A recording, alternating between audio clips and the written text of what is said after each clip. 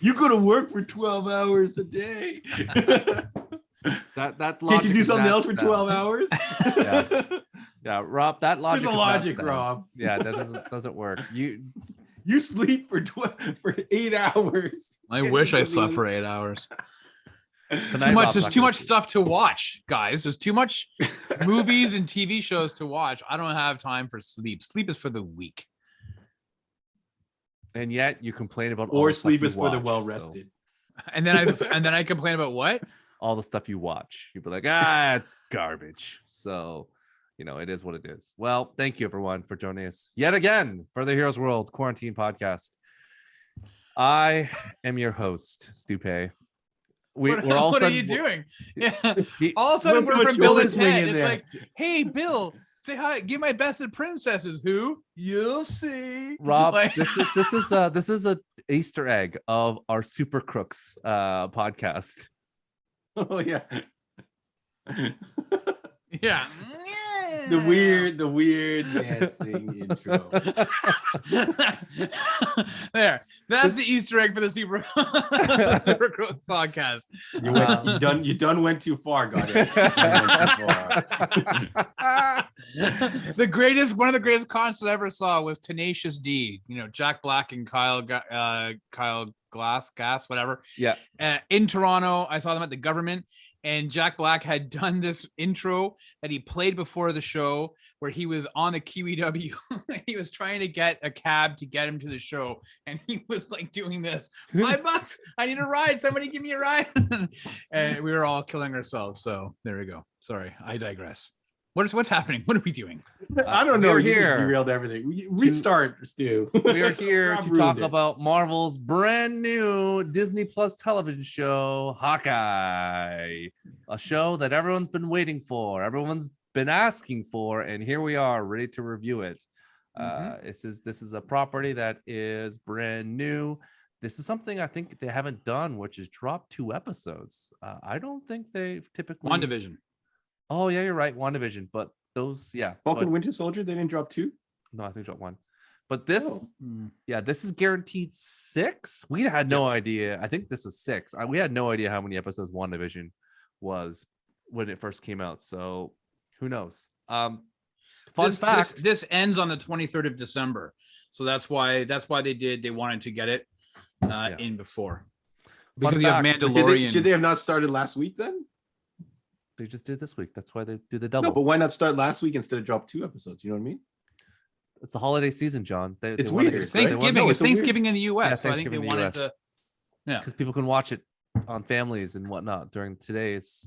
Yesterday was okay. I see what you're saying. Yeah, travel day for America. Yesterday was a lot of traveling, and today is football. So Thanksgiving on Thursday is football. So 3 football games. Are you trying to do I'm doing the Al Bundy. Yeah, I'm doing the Al Bundy. Is that Al Bundy? Yeah. 4 touchdowns, single game. 4 touchdown, 1 game. Yeah. Yeah, I know, but when you do it, it looks really I missed awkward. that show. John, number 1, John I'm didn't, Asian. John didn't. Number play 2, sports. I don't play football. I don't sports. So, yeah, you don't sport. Throw the ball.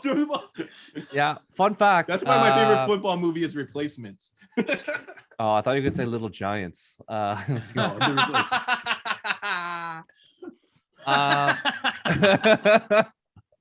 This podcast's off the rails. Just like Hawkeye. Fun fact that they were saying that how critical that Hawkeye is to the Disney Plus, that they polled people on, said 63.5% of respondents said that Marvel TV series like Hawkeye are the major reason or the only reason they subscribe to Disney Plus. So right now people are following the service because of the Marvel properties. So that's I guess why they continue to churn out content on a weekly basis, because once you close that tap, clearly people are going to unsubscribe. So we'll see the Disney Plus right now, but we're going to go into it because I actually felt it worked better for them. It worked in their favor to have these 2 episodes, because I think episode 1 wasn't as strong. But we're going to get everyone's thoughts. John, Jeremy Renner, Hawkeye's back. Haley Steinfeld, the Kate Bishop that I think people have been clamoring for since there's been an internet. Everyone's basically, since they were like, maybe Kate Bishop is it, they were like, Haley Steinfeld, that's that's it. And they've been talking about her for it seems like 6 years. Was it worth the wait, John? Give us your thoughts on Hawkeye. Like her claim to fame, she was in Bumblebee, and she's a singer. True Grit. Correct. She was in True Grit and was nominated for Academy Award because she was awesome. Okay. Yeah. Okay, so that was with credentials. Jeff Bridges, Matt Damon. Secret Matt Damon stuff and happens. You didn't know when Matt Damon was there, but he shows up. He's on the poster. Was he? I don't remember. I haven't seen it yet. It's on my list because of the Harder They Fall. You're gonna see it. You're like, whoa, she's really good in True Grit. And then she was also in all the John would know Pitch Perfect movies. She's in 2 of them. Oh, is she? She's in number 2 and number 3. She's the I daughter. Seen 2, no. No, if you wait, you don't remember Pitch Perfect, John? Oh, wow. I've seen the movie of underground a cappella singing. I've seen the first one. Oh, that's why you don't remember her. She shows up in the second one as a daughter of one of the original acapellas. That's I guess whatever the band of the is it Bells, some acapellas or whatever. The Pitch Perfects. Yeah, the Bellas. I don't know what it is. The Bellas, I think. And then her mom was a member of the thing, and then she joins the group. Look at Rob searching his memory. He's like, I know this trivia. No, I'm actually working out 17 different bits to get the fuck out of this conversation. There you go. That was one, right? Yeah. And then well done. She has a music career. She had a couple songs that dropped. So she's a multi-talented actress. Yeah. So in this role, I think she was perfect. Pitch perfect, as you would say. Wow.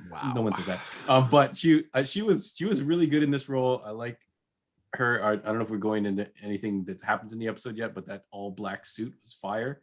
The tuxedo she wore, she looked really good in it. So I think she's perfect for this role, and I did really like seeing her on screen.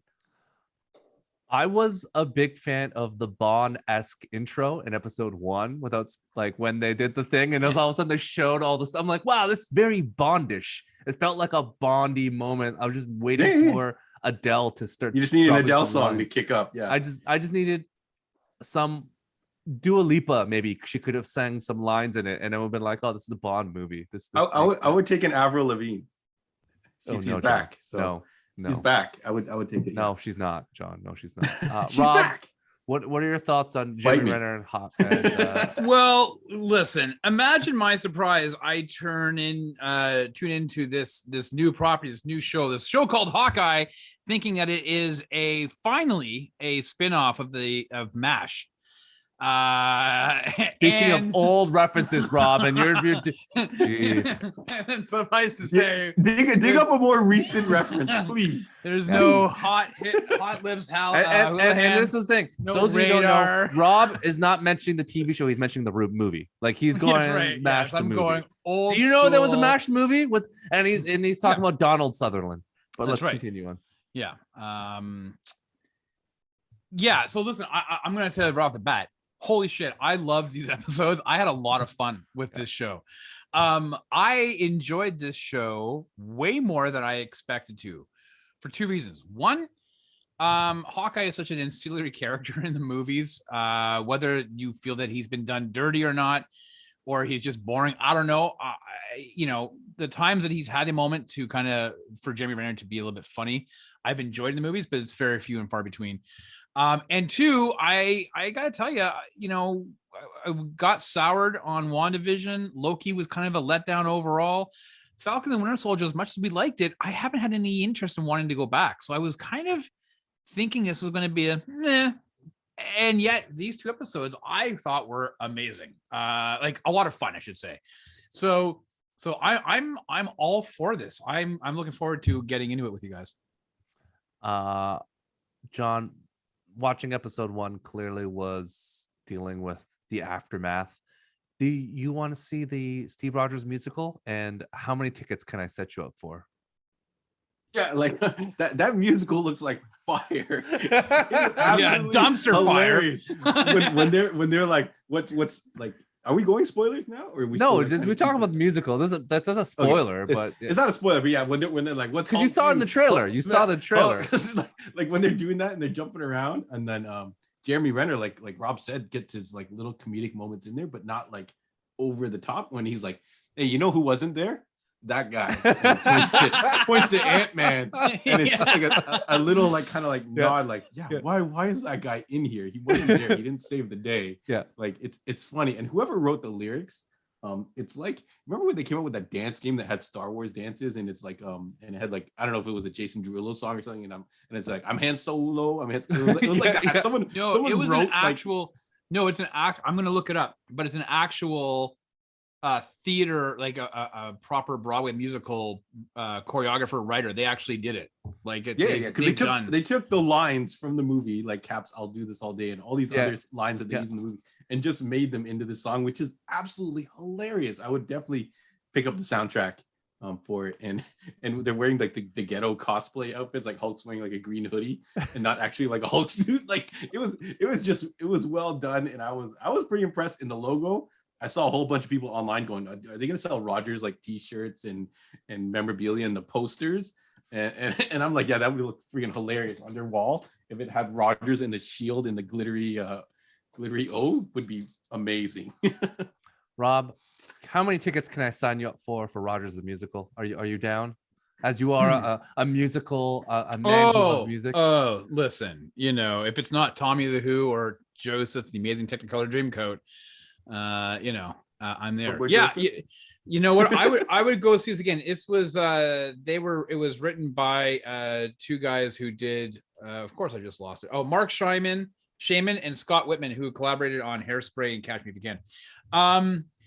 The legit Broadway musical collaborators. So it was like the Rent version of the Avengers story, right? Like the costumes, like they were wearing just like but they were just wearing like t-shirts and bomber jackets, like Thor. He had his hammer, but then he had like a tank top, a black tank top with like triangles on it, and then like a red sweater with like the sleeves ripped off. Like it was like an urban Rent style version of the Avengers story. It was made. I thought it was hilarious. I was hoping that you were going to tell me, Rob, that Sir Andrew Lloyd Webber wrote the musical, and that was going to be the super secret thing. But all right. I don't think that he's allowed around any movie adaptations after Cats the movie and the feline. That's not his fault either. It's Tom Hooper, man. The guy won an Oscar. Just take that Oscar away now. Yeah, you get that one removed. the retro. So the counter show to the Oscars would be where they take Oscars away for projects you do later on. I would watch that. Now, I don't watch Oscars, but I would watch the. Wouldn't it be funny if in the Emmys next year they actually open up with this? It'd be amazing. The Roger. To be fair, I'm sure that Disney will.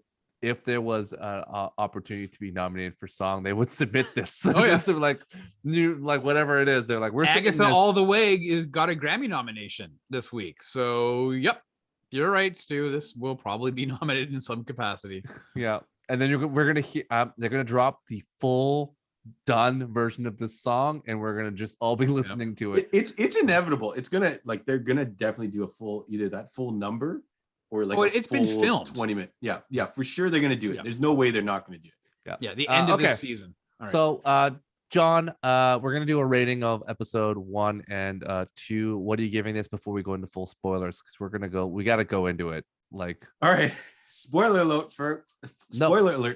No, we gotta give your rating before the spoiler. You just did. Did. Spoiler alert is I'm giving it 10 out of 10. Wow. Both episodes or just episode 1? Sure, both episodes, episode 1, whatever you want to do, 10 out of 10. Whatever you want to do. Front to back, from the opening credits that Stu mentioned, right to the closing credits. I love this show. It is phenomenal. Rob? Well, thank you for throwing in a human centipede joke, John. I will go. I'm really hyped on it, but I don't want to be John hyped. So I think I'm going to go with 8.5 for the first one and a 9 for the second episode. Where do you lose a point in the first episode? Yeah, what lost the point? That makes no sense, Rob. I'm going to go 9s. 9s across the board. Wait, what the hell are you talking about? So we're really going to bust your one balls on than this. 10, Rob is like, I'm going to give this a negative because I saw one woman in the musical dance. really weird, just as if she was in her own. Was someone fast anime. forwards and backwards that you noticed or something? Yeah. I didn't like the graffiti in the bathroom stall. I knew it. It didn't Rob, look authentic. Rob it is looked also actually very CG. jealous because he got thrown out of the New York LARPing community. So that's what it is. That was in episode 2, and that was hilarious. All right. Yeah. All right. We're going full into spoilers. All right, here we go. John, spoilers all over the place. What are your thoughts? Because I thought that opening sequence in the Avengers with Hawkeye and her being Kate, a little girl looking out the window and just watching all this stuff happen was just absolutely incredible. It was like they just were able to like, this movie. Stu, before you go on, it's a known record that Hawkeye, not one of your most favorite Avengers in the comic book. It 100%. He is. Yeah. I always make the joke that he is part of the world's mightiest heroes, and he just shoots arrows. But I've been told through various measures that Hawkeye in all the MCU films is undefeated. Anytime Hawkeye's in a battle where he is part of that team never loses. And intermingle between that and other teams, for example, in Civil War, whatever, he still is undefeated. Hawkeye never loses. So your stance in the comic book probably remains the same, but in movies, you have no choice but to give him the top tier. What do you mean top tier? I don't know. He's undefeated. He doesn't lose to anybody. You just said he loses because he's lost his hearing, which was incredible to see. Because he's like, how did that happen? I like the straight cuts. He's like, I don't know how it happened. It's like just explosions happening and like doing stuff. He's like, this is what it is. Yeah. So I'll open because I have a lot to say about this, but I'll try to keep it brief because I'm sure you have other questions. But that part is one of my favorite parts of the entire series, the human element that we're used to watching Captain America, Hulk, all these other characters be of the superheroes. This is an average dude who is feeling the repercussions of being running with super meta human. I don't know what's the Marvel classification. Like they're gods. Yeah. Well, so they don't call them that. Apart. I don't know what they call him. So he's I don't want to say like Omega level whatever heroes or whatever, but the fact that he's showing, and this show in general is showing a more human element of the fact that he's losing his hearing. That's one story point. That's awesome. The second point is when he starts going, we got to get some supplies, and he gets medical supplies to clean wounds. Like, you don't think Captain America's cleaning that bullet that bounced off his shoulder or whatever. Like he has a regenerative nature that we learned in Captain America 1, which is why he can't get drunk. No one really does that in any of these superhero things. So the fact that he's there and he's like, did you clean that properly? And he's like, and she's like, what infections? So like, no, you didn't. And he like talks about the cut and how it's how it doesn't need to be stitched, all this kind of stuff. And then he actually, like, when they're like, hey, what happened to your face? Why you got cuts? And like, there are these little things that you don't have any you never see at all in the full out Marvel universe. So for some reason, I just really like the street level stuff. And then the fact that he's got no powers, and he's kind of uses other elements, like one of the elements when he gets in and he puts on the fireman's outfit just to sneak in. Like, that could have been a whole other scene where he flies through the window, walks across the whatever, but he actually uses like the best technique is, a lot of guys say, hey, you know what, if you show up to a place and you carry a ladder, like if me and you, Stu, went to the movie theater, carried a ladder in with us, they just let us right in, and we'd be able to go see whatever movie we wanted, and then we grab our ladder and then leave at the end. They'd be like, all right, see you guys later, thanks for whatever you did in the back, right? So like just real elements. Act like you belong is what they say. No, that's all he did. He actually put his bag in the truck and went back and got his bag after. Like, how great is that? So I'll say that whole human element, that he's not a super powered being, is one of my favorite elements of the show. And there's like so much more I can say, but I don't want to go on forever. So I think that is what really sells me the show, and that's one of the elements that's going to make me want to rewatch this over and over again. I think, to your point, John, the fact COVID probably helped this show more than the other ones, in terms of, we talked a lot about lacking things in WandaVision, maybe special characters that they had cameos, all the stuff that, because it's such a big universe, and Falcon and Winter Soldier, like, again, that's a big, they're jumping from country to country, and you look at this one, this is basic like their Law and Order. It's just in New York, they're just gonna keep it together, tight actors, not that much going on, and it works to the benefit, being kind of low budget and kind of this street level really works for the show because they're like, we're just going to be in New York. That's it. We're not going anywhere else. Want to do anything else? It's just New York, and it works perfectly for Marvel. Even though the show costs apparently $150 million, but still, like it's one of the things where it just fits like a glove. So I think there's only 4 more episodes, but if it continues with this pace, and the chemistry between Haley and Jeremy is really strong. But Rob, give us your thoughts on kind of what you've seen so far.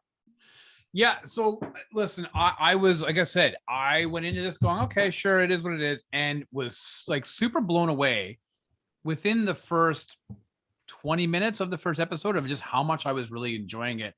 You know, my son and I, we watched it together, and he was like, oh, it's more about Kate Bishop in this episode than it is about Hawkeye. But I think that's, you know, you saw a lot of Hawkeye elements with the family. He did exactly what John said. He's just a dude who is really good at what he does. And he is suffering from PTSD. He's got anxiety issues, having panic attacks in the middle of the, you know, he's dealing with the loss of Black Widow too, right? That's part of the and he's being thrust into a world of fame that he doesn't want, as evidenced by some dude who wants to take a selfie while he's taking a leak at the John, right? Like or a free meal. They're like, yeah, we got this, and he's like, yeah, don't worry, you saved New York, we'll pay. And he goes, yeah, and he just is a dad who has a couple days with his kids, doing like a special thing with them, hanging out with them. I've taken my kids away, you know, the 2 of us, or 3 of us rather, I've taken them to, you know, camping or, you know, Niagara Falls. Just, you know, sometimes you need to have those times with your kids. And so I get that. I do think it is funny. The COVID thing was really evident in the first episode when they were doing the rich charity auction, and there wasn't many people milling around the tables.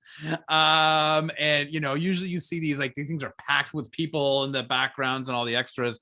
They didn't have that many because of COVID protrocols and having to maintain physical distancing. I didn't really notice that much, to be fair. Like, it didn't take away from it. So I'm like, no, it was just something I saw and I made me laugh. But Jeremy Renner was great in this. Like, his delivery on these lines, like, I feel like and I don't know the guy, but having seen him in a couple of other projects, like more reality stuff or in interviews, it seems like this is more in tune with how he is personally, than maybe he's had an opportunity to play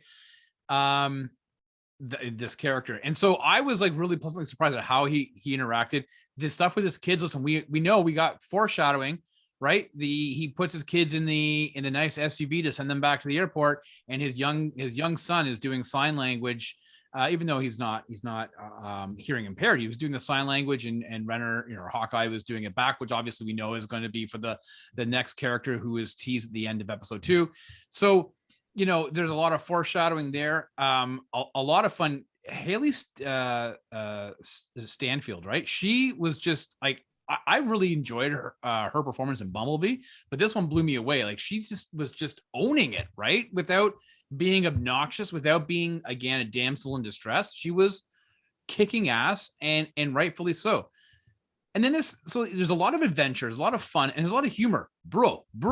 I don't know, bro. What about you, bro? Yo, bro. Like, the amount of times that the tracksuit mafia. The tracksuit mafia. I was gonna say sweatsuit gang. The tracksuit mafia. You know, they got, hey, bro.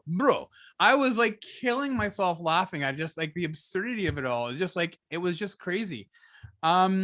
So yeah, like and listen, I'm a sucker for cool, like, Christmas time. I make no bones about it. I love this time of year, right? I'm pretty soon, in the next couple of days, I'm cranking up radio where it's all Christmas music all the time. I love seeing the lights out. I love Christmas movies. Mariah Carey for Rob coming. Nope. No. You know who that is. You can't avoid it. John, no, you can. You just play Bonnie M over and over and over. And then no, I just play Christmas. You're gonna walk in the store, and Mariah Carey's gonna come on the radio, and you're gonna be like, and I'm gonna walk out of Heroes World. You're right. No, anywhere you go.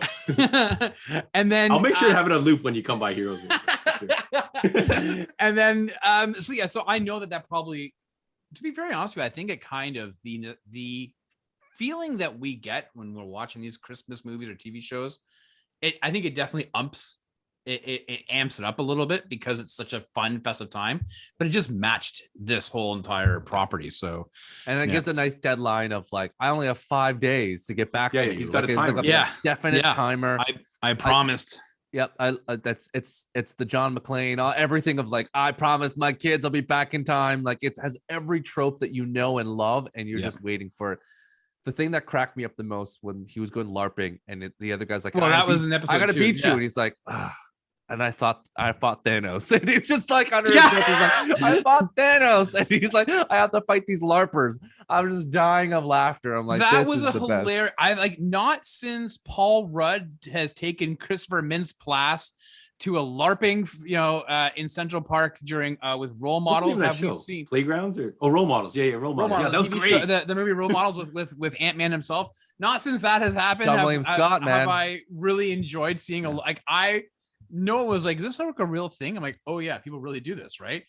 And it just and it's awesome. It looks awesome. Seeing Hawkeye, like he's in there and he's like, what's your email address? It's classified. Just let me just get in. Like, you have to know the rules. And he's like, what is this? They go, that's the code. And he's like, oh. And then he's walking and it's just hunched over and people are running at him. He's like, phew. He's just walking out of the way. And he's rolling his eyes. He's hitting people and they're like, and they're dying. And he's just like, how far I have fallen. Like, and that's, you're right, Steve. When he goes, I fought Thanos. I'm having to deal with this, right? Like, even the thing is like, man, thank you so much. He's like, can you drop this off for me? He's like, oh, they're gonna charge me on my. I can't have this on my credit card. And the guy's like, it's true, they will charge you for this. And I'm like, do you want the elixir? And he's like, no. And they go, oh, you didn't drink the magic elixir. And I'm like, this is so funny.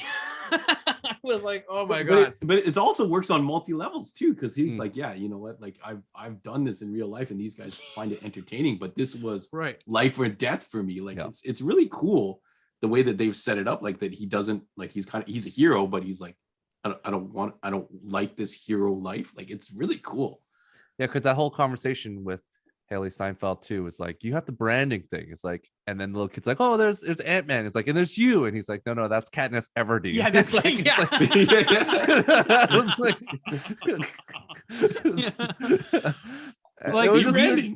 there's just these episodes were 51 and 49 minutes. Yeah. And they flew through. They did what we have begged them to do. It's quality. It's like 50 minutes of like really good content, so much so that compared this to like 40 minutes of like The Mandalorian or 42 of WandaVision, like this extra it didn't feel that long, but man, oh man, it's going to be fun to go back to watch those episodes. And again, I thought in episode 1 that intro they did with Hawkeye was so perfect, and then episode 2 I'm like, oh, they're going to play it again. It's like, nope, here's the title screen and we're going to just jump into it. I was like, wow, they're not going to go back to it. They just use that entire actions, that whole sequence of basically a Bond sequence, and they're like, "Yep, we're gave the backstory of Kate Bishop of how she trained to become." You see her go from yellow belt all the way to black belt in that intro, so that's pretty cool. That was amazing because you didn't get physical flashbacks, right? Like, it wasn't baked into the story. It was, here it is. While we're running our credits. And the thing before too about, like I was saying, was that intro where they just interspliced her in New York City, and then there's Hawkeye, and she sees Hawkeye doing stuff and just like, oh man, I need a bow and arrow. Like at the end, it's like, I need a bow and arrow. And her mom's like, all right, I'll get you a bow and arrow. Like, and then just the path where she just saw Hawkeye once, and it just continues on this for her to move into martial arts and sword fighting. And that brings up to Swordmaster. This was a sword man who was a character, for those who don't know, that was Hawkeye's original teacher in the comic books, that puts him on the path of being a bad guy, and then he switches and becomes a good guy. But I guess they've changed the character around to make him the stepfather potential of the future to Kate Bishop. So John, do you have any feelings of Swordman, or do you think how do you think about that character and his very, very sus mustache? Like, I don't know anything about that character. He's like one of the more obscure Marvel characters, or to me he was. But you definitely could tell something was up with him after those first 2 episodes, so I don't feel like we're really spoiling anything. The casting is pretty, like, I've seen a whole bunch of people post casting up that this guy got cast as this character. But yeah, mustache, mad suspect. Like, who rocks that type of mustache? And then when he picks up the sword, you're like, okay, I know something is up here. So yeah, it's cool. I really like the action in the series so far. So I like the idea that when he was fencing against Kate Bishop, she could tell he was holding back, and the way that they positioned her character, like she's done the martial arts, she's done the archery training, and she's basically looks like she's become an Olympic level athlete, which is very Batman like. Yeah. And then adding fencing to it, and then when she's fighting those guys, she does a lot of body weight moves, so you know, like jumps up on her, uses her whole body. So I hope that wasn't just fluke. I hope that's actually what I feel like they're gearing for in the series. To be fair, I think in episode 1 where she's doing stuff, that was more fluke. She wasn't really like when she's holding the bar and it falls and she does the flip and stuff like that. That wasn't but to actually move any of these bigger guys, she would always do the kind of jump up, use her entire body's weight to roll them out. So because this is a reality in the world, the difference of weight classes. Michael J. White one time got in a lot of trouble because he said if him and Bruce Lee fought, he would win hands down, because they're complete, like Michael J. White is a humongous guy. Bruce Lee was a little guy, right? So like those things I think have to be taken into factor when you add a female hero. If she's not, you know, a big, you know, we'll talk about, I guess we'll mention a little bit of Gina Carano type character versus she's much smaller. They have to write to that instead of creating this weird situation where you're like, yeah, right, that could happen. Yeah. Right. Technically, in all these comic books, they always say he's an Olympic level athlete, as the like he is not. But she had all the medals. Yeah. She had all the medals to prove it, right? And she even had medals before. They show medals when they open the whole scene because she's a little kid, so she's some type of phenomenal athlete, right? I think Swordman is also in probably an Olympic level athlete, and I think the history for him is that he's trained in martial arts and he's an expert swordsman. But I think he has a blade that was made by Wenwu / the Mandarin, made by special materials. So in the comic, he has a super sword, which I guess is being Ronin's sword, that he's going to have. Ronin's sword is this hella cool sword too, which is a dope ass sword in that whole thing, because I was like, why is this guy fighting for the sword? And then I was like, oh, that makes sense now. Yeah, I thought it was weird. They picked up the sword. I'm like, is he going to pick up like the suit or something? Like, goes and grabs the sword. Okay. Swordsman. That's the thing. Rob, thoughts? There's a lot in these 2 episodes. I mean, there's a lot of fun, but there's a lot of, like you guys mentioned, the swords. There's the murder of his uncle. Who was phenomenal in his time on screen. It was great. There's obviously these mysteries. There's also the mystery of the Ronin suit. I mean, the fact that it didn't burn up right in the fire. There's something, you know, and Hawkeye is desperate to get it back. There's got to be something. Well, I think the issue is I think it's that he ran amok on all those tries. So anyone who has the suit is going to get effed up. Yeah, no, but he's going to be murdered. That's it. Like he went around killing the underworld. Right, but I think that there's probably maybe it's vibranium fiber or whatever. I mean, the fact that it didn't get burned up. Well, I don't know. Water, Rob. Water came down from the ceiling. It was drenched in water.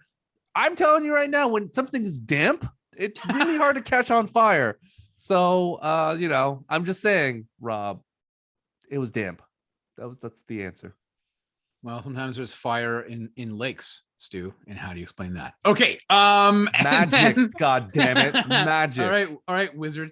Can someone put that in my bio going forward? Stu's love of wizards, it becomes more evident. Including the 1988 movie, The Wizard, with it's either was it. You definitely love that Fred Savage movie. Well, I think it's either aliens, sorcerer, or androids, right? That's right. That's right. Yeah, so anyways, there's a lot that they're setting up on this source. I mean, they're setting up Echo, who is the, you know, you see at the very end of episode 2. I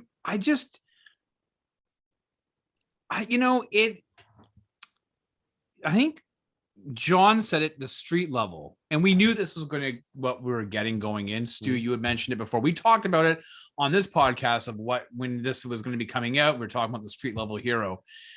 But you almost take it for granted that we've been seeing a lot of these like pumped up Marvel properties, these movies. Even a street level hero like Spider-Man has been, you know, powered up with all these, you know, villains and everything else. And this is kind of cool. We're like, this is Daredevil. Everything is like the end of the world.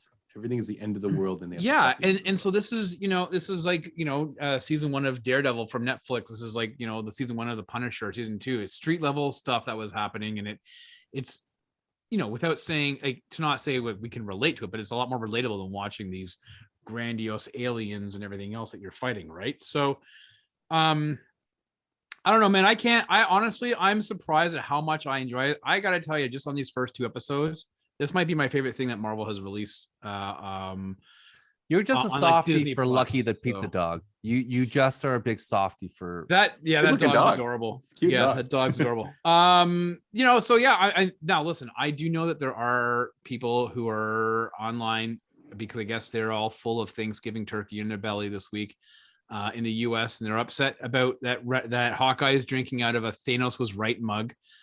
Who gives a shit about that? But I think it's interesting. It's an interesting idea. It's an interesting premise. Like, I think there's a lot of layers in this without being too convoluted, and that's what I'm excited to kind of see be explored. What did you dislike, John? Did I dislike anything? I'm trying to You think gave of this a anything I 10. disliked. I think it's a 10. I feel like there's nothing. Wow. Maybe I they got burned some. Kate Bishop's apartment too early. That Well, that apartment apartment was hella nice. fire. Like, it was Yeah, really that cool. was I was like, wow, that was set amazing. design. Where did you guys go? That was like Yeah. the coolest thing. Yeah. So I guess we're gonna maybe talk about how the comic and this compare later on. So I'd be hard pressed to find something that really I don't know if you were supposed to hear it. Like, there's a point where the father-in-law argues with the mother. Yeah. And I had the subtitles on, so I was able to read what was going on.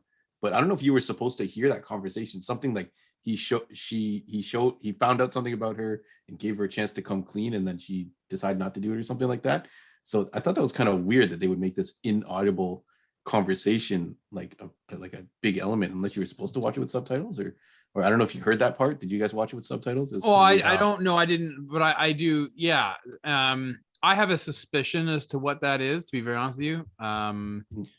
This is not me looking at anything. It was just my thinking, is I wonder if she had something to do with the husband's death at the beginning. Oh, okay. Yeah. He was going down to his office. She disappeared for a while. Right. So, and it was just where was she? So, so if there's things that I wasn't like, I didn't realize if I'm just going to jump ahead, Stu, to answer your question. I didn't realize at the beginning though that they were rich. I had no idea. Like, when I'm watching it, I was like, Rob, are you serious? This is New York City, and they had a 2-story apartment. Well, no, that's I was thinking. I was like, wait a minute. That's New York. guys- You know where that is, Rob, in New York City? You know the real estate. Immediately, my wife goes, That's my man, point. this is New York. Like, they got money. It's like, to live in New York City and to be near Stark Tower, also, and the 2-story with marble everything, like, that is money. Right, but That's when like, you're looking at the scene, they don't look like they were just dressed like in normal 90s, like in jeans and a t-shirt. So you could clearly tell they were rich. I didn't pick up. But if I had one complaint, it would be the music, the score, specifically when in the first episode when Kate is after she finds that guy dead and she's trying to sneak down the stairwell. It felt very TV-ish as opposed to cinematic. Sometimes scores for television are just done in a different fashion. It's for a different audience, maybe, I don't know, but it felt very TV-ish as opposed to like a cinematic thing. So that for me kind of pulled me out, because this didn't feel like a TV show production-wise. Like, it felt like it could be a movie, right? So like the Snyder Cut, 6-hour Snyder Cut. So but that would be it for me, honestly. I gotta say, like, I really I enjoyed it, man. Like, what you're saying is that during that sequence you wanted some more Mariah music to play in there. No, I would go Canadian. I would say Katie Lang. Constant Cravings. Oh, you gotta go Bryan Adams if you're going Canadian. No, Bryan Adams. No, I wouldn't do that. No, I would do Tom Cochrane, Metal Queen. You just made that up. No. No, you're not. No. All right, it's a song. It's a song. It's a song. I thought it was a group. No. Or you go with Ohio, and maybe Yeah. John's little Gordon Lightfoot. If you can name the band that sings the name of the song, Ohio, I will pay you $100 right now. I don't know. Ohio. Who sings like? Was this a chart-topping song? It was a chart-topping song. You can't pick some B-side song and be like, "Yo, what's this?" It's not a B-side song. It's one of them. It's a Canadian artist, John. Come on. It's a Canadian artist. It's Alanis Morissette. Is it No, Celine Dion? It's a male. It's a male. Come on. I'm not gonna get this. Tragically Hip. No, okay, it's over. It's Neil Young. Bare Naked Ladies. Neil Young. God damn. It's a banger. It's a banger. You know what? I would have been more impressed if you said Serial Joe. If you hit that that band from the mid '90s out of what was that song? They had one hit. They had one I hit. don't know what it was. Serial Joe. Serial Joe. They went to the same high school as John, so that's why they went to Unionville High School. Yeah. They went to Unionville. Yeah, Serial Joe went one hit song. They had one hit song. Yeah, it was a thing that they had. It's not. That's it. So well, John's looking it up. Did you notice, Stu, at the beginning of when they were doing the credits, it said a Kevin Feige production? Yes, I've never seen that before on. I think this is his first production. That's okay. What it counts. I think they mentioned this is the first time he's done it this way, where it's Kevin Feige. Before it was Kevin Feige, and then there was the initials of because he just gained the PGA, designation. Producers Guild of America. Right? Yeah. So he just gained that designation. So he's got some fire. Why not? John, what's the name of the song? Mistake. Yes. Yeah. Yes. Look it up, folks.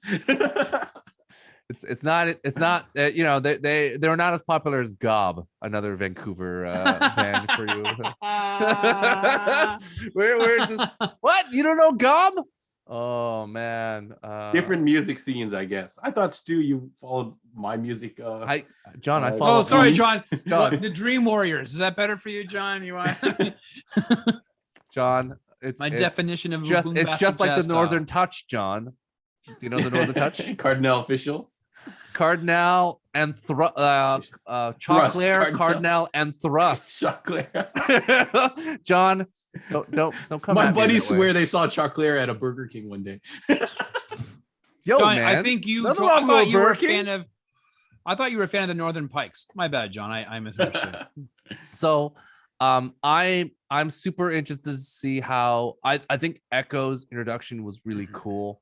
She hadn't done anything, but I liked how she was standing in front touching of all the bass, the basses, and just feeling the music. Yeah, I'm curious to see how that works. I just, to your point, Haley was so comfortable in her surroundings, and she has an easiness to her in the way that she was acting as that character, in just terms of like, yeah, man, I'm an archer too, like, and just he's 100% believable. Yeah, like she's like, I'm comfortable with this, and she's like, I have a bow, and like everything about her just oozes just confidence of like, yeah, no, I got this. Like, the one thing I do know I can control is I know how to fight.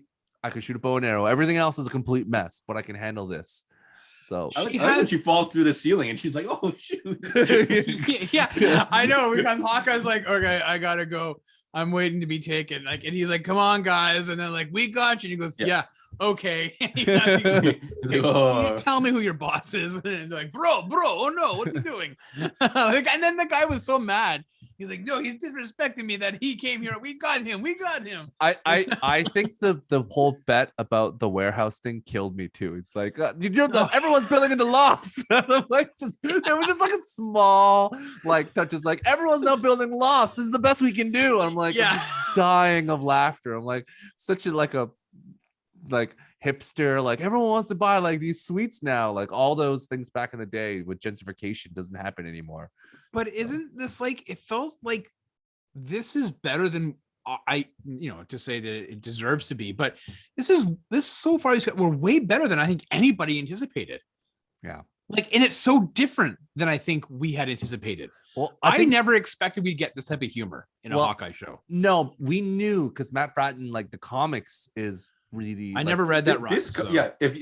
I'm surprised. I'm actually surprised you haven't read this run, Rob. Like, so I guess Rob, if you met it, touch on the comic a little bit. It is just like this, and Hawkeye begrudgingly that's when I'm like, I get Hawkeye after reading his run. I'm like, okay, he's not the world's greatest hero, he's not the mightiest hero, but I get him, and he's really funny, and there's a lot of interesting things that he does. But they've done a good job of adapting this, because in the comic book, it's Hawkeye that's kind of like living in this cool loft and dealing with the neighborhood and the trench coat mafia, or not trench coat, tracksuit mafia, whatever they're called, the broskies. Tracksuit mafia. I'm just thankful to Matt and for this Netflix series, because I can see it's the best. Like, I don't have a Halloween costume. Disney Plus. Let's just get a whole bunch of red tracksuits and we'll go back out there. We're like, you're like, and then you go, bro, with the old school bandit mask, bro, and you're just, that's your Halloween costume. What are you? Tracksuit mafia, like that. I can. But they've done a great job of flipping this source material and integrating it into this version of MCU Hawkeye and the introduction of Kate Bishop. So if you do like this show, pick up the comic book, the Matt Fraction David Aja run. We have it in stock at the store, or you can find it at wherever it sells books near you, or I can ship it out to you. But if you like it, and you don't have to worry about spoilers, because this is it's different but the same at the same time. Like, it's really hard to describe. Actually, no, it's not. It's different but same. There you go. But and the art is fantastic. And if you like this street level stuff, this is 100% a book for you. And I think next episode, because we'll be talking about it on the next pod, is going to be the one where they come out with the car, because it matches up to this, where they're in the facility and then they're going to come out because the mafia guys are chasing them. And that's what the whole Charger is like. We're going to take this car. It's like, I'm not going to break a Challenger. It's like, I'm not going to break a Challenger versus the Lincoln Town Car. Like, maybe that's it. Or, well, I guess maybe not, because they don't have arrows, or maybe I don't. Anyways, it's we're going to find out. We're going to find out. I'm excited to see more. It is, I think it's freed because they're in New York and they just worry about two characters. And we know so much about Hawkeye that, frankly, why they focus on Kate Bishop is because we don't need to know more. But Hawkeye is Hawkeye. Like, we know enough. We've seen so much of him. So just to see him react to the stuff around him works really well. And we want to see basically Kate Bishop, because that's the missing piece. We need to find out more about her and fill in the building blocks there. So I'm happy the way they're balancing the two characters, because, again, we know Hawkeye's the kids. We even know his kid's name was Nathaniel, because already in the Avengers Age of Ultron, they already talked about the naming of the kids. So the fact that they're all just really old and big right now is a little jarring. But anyways, I look forward to more. I'm cautiously optimistic. I think we've done this Charlie Brown thing a lot of times, where we watched the first episode, we're like, wow, this is really good. Loki first 2 episodes, I think, was very good. We were all like, Loki really episode positive. Was really good. We watched a Winter Soldier, like, that was good.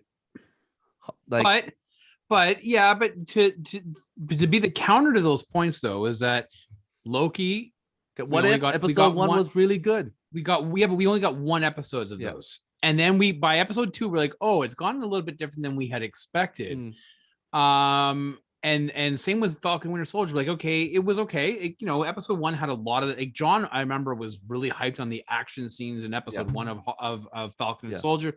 Episode 2 didn't have that same. It kind of dipped a little bit because it didn't maintain that level.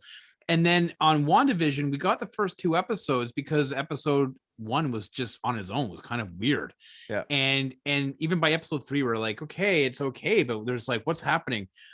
I kind of feel that them releasing these 2, I mean, timing wise, it makes sense, but I felt that 2 was just as, or if not a bit more stronger than number 1. Like, it definitely didn't dip. Like, they were side by side. And so you've got 4 more episodes, and I know it's not all going to be gold, but I think if they can maintain close to this level, I think you're going to have, is not much. You're going to have a hit on your hands. Yeah.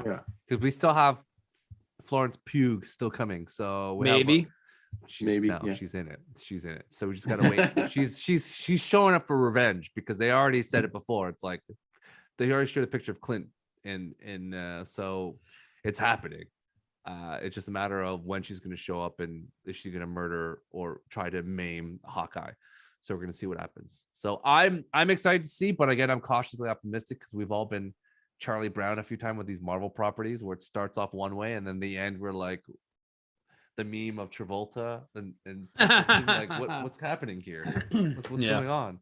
So let's cross fingers and see what happens. If I can speak on behalf of my son real quickly, he did have one complaint about the show, and it was that there's no way Kate Bishop could type that fast on her phone.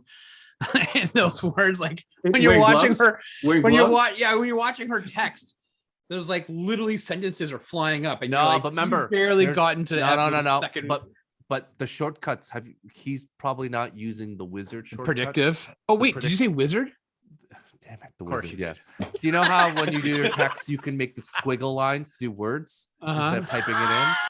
You can do that. Yeah. So what you're saying is you can use. You're not recovering from the wizard thing right now, Steve. Oh man. Christmas shirt with a wizard on it and a heart around it. Guys are the worst. You have a map. There is the like squiggle thing that you can do to get words faster. Yeah, so technically, you can program predictive, keyboard, sure. But I'm just saying, she was flying through that. She was wearing gloves at one point. I was like, no way is she texting with those Ronin. We don't gloves know what Bishop technology has. Like the fact that it didn't really cue into like episode 2. I'm like, oh yeah, her mom owns like this Bishop security firm. So she was able to hack into all the phones and basically figure out where it was. And I'm like, right, she can do this. She's tech savvy as well. So she has when she walks in wearing that atrocious outfit, her aunt's outfit, like the orange and black. Yeah, I thought that was a David S. Pumpkins reference. Any questions? Yeah. Oh yeah, that was so great bit. I think Stu actually was the one that showed me that bit originally, and I was like, "What is this?" And he's like, "Wait for it, wait for it." And I was like, "Oh my god, this is the best thing ever." Yes, I think I did show you that video, and every year when it comes out, sometimes they do another one, and I'm like, "What you had?" Like it's great. It's all right. So as you can see, we're all jazzed. Everyone here gave it a high rating. John, where can we see more of you in the real world and in the internets? So if you're out and about, if you're watching this show for the first time, we do have a physical store. We're in Markham, Ontario in Canada. We're located in the northeast corner of Warden and Highway 7. Tons of stuff going on there. It's a big plaza. You can't miss us. Tons of free parking. And we are packed to the brim with stuff. So we're recording this in November. We have got loads and loads of product, toys, comics, you name it, for Christmas. So if you're looking for something for that special someone or yourself, the best is, gifts for yourself around this time of year, especially if you're stuck at home. We've got tons of that stuff. So check us out. You can go to our website and find our full address and hours, Heroes World Online. That is also your link to all our social media, Instagram, Facebook, YouTube, Twitch, Heroes World Online. Follow us there. Give us a subscribe. We're almost at 1.5K subscribers on the YouTube. Thank you so much, everybody, for checking out all our content.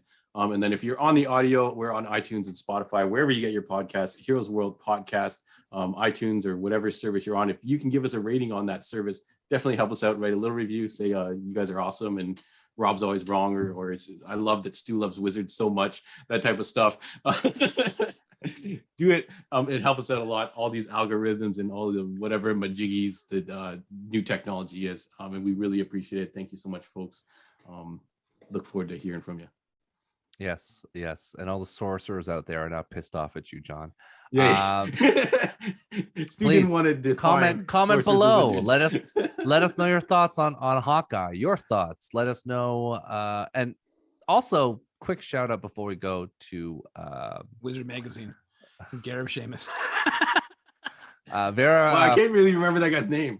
Vera Farmiga. She was up in the air. She was incredible, and she's. Let's not talk about what she was in Saints in Newark, but she was really good in this episode. In the last 2 episodes, she just plays this, Kate Bishop's mom, so she's really good. Yeah. She's the mom. I knew I recognized her from somewhere. Yeah, she's in the Conjuring movies. But when that flashback from the 90s, when she had the longer black hair, I was like, I'm down. I don't know if they de-aged her, but she definitely looked different. But she looked great. She was awesome. And yeah, Rob. Hey, buddy. Sidekick Show. What the deal is? Oh boy. So listen, hey, since we're talking Hawkeye and street level heroes, we're also, Spider-Man's a street level hero. Friendly neighborhood. That's right. He won't be in this show. However, he will be part of our show on Monday, the Sidekick Show. We are doing a revisit of the Spider-Man movies with No Way Home coming out really 3.5 short weeks from now, the 17th of December, which is hard to believe. Last week we did the Sam Raimi trilogy. So if you didn't check that show, you can definitely go back into the YouTube channel and find that as John and I revisited. But this week we are going deep into the web, directed by Mr. Mark Webb of Andrew Garfield's Spider-Man, with Emma Stone and Dean DeHaan, as well as Dennis Leary, when he's not doing his own Christmas movie, The Ref. So definitely you want to check us out, 8:15 on Monday night, on YouTube, Facebook, and Twitch. We are there. We are live. We are revisiting The Amazing Spider-Man and The Amazing Spider-Man 2 with Jamie Foxx Electro, who will be in this new movie coming out. So tune in. Don't you dare miss it, true believers. What was the Fireman TV show he did before? Rescue Me. Rescue Me. Yeah. Rescue Me. He's also on Animal Kingdom. Really good show as well. Dude, The Ref is hilarious. Like, that's a movie that Is it? School, yeah. Is it? It's, I remember it being time. really funny. I remember it being quite funny. At this point, I'm gonna say Demolition Man was he? Remember he was a He was a scruggy Demolition Man. Yeah, he was a dude. Yeah, He's Underground Resistance in Demolition Man. that's right. I'm like, I think back to those movies. I think I remember more fondly Suicide Kings, because that was the one with Christopher Walken, right? And yep, Johnny Galecki and all the Sean Patrick Flannery. Yeah, I remember that one more fondly. Those guys have cool last names. Galecki, Flannery, like, it's very cool. They kidnapped and tied up Christopher Walken. It was a good time. Which is really funny because The Ref, they kidnapped and tied up Kevin Spacey and Alice Krieg, I think, or yeah. I think so. Like that. Yeah, that's why I just think about movies where the people are tied up, and also that kidnapping was a very thing, just like in Celtic Pride. That was another ill-forgotten movie with Damon Wayans, and that was another weird movie, but nonetheless. Anyways, thank you for joining us. Thanks, guys. Animal Kingdom, much funner. Movies from the 90s. If you want to get hella depressed, watch Rescue Me. Watch Rescue Me. This is like The Good Son, John. We're gonna drop one of you guys into the water, and I don't know which one's gonna happen. So thank you for joining us today. Join us next week when we talk about Hawkeye and other things. There's lots more dropping. This month is bananas.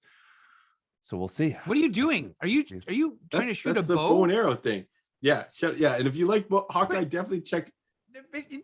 In the diagram, sorry, I'm doing Spider-Man to mix with Hawkeyes, but yeah, in the diagrams on the covers of the comic book, he has his pinky out. I want to take you to a rock concert. I want to see you do this and see how long you last before you get your ass kicked. Rob, he's gonna feel like, guys, haven't you watched the anime show from Mark Millar, Super Crooks?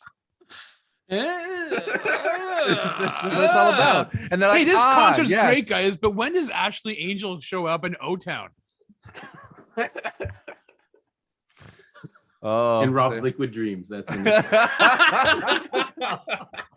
oh God, I gotta cut this off. Bye everyone. We're old people. We're old men. See you later. See ya.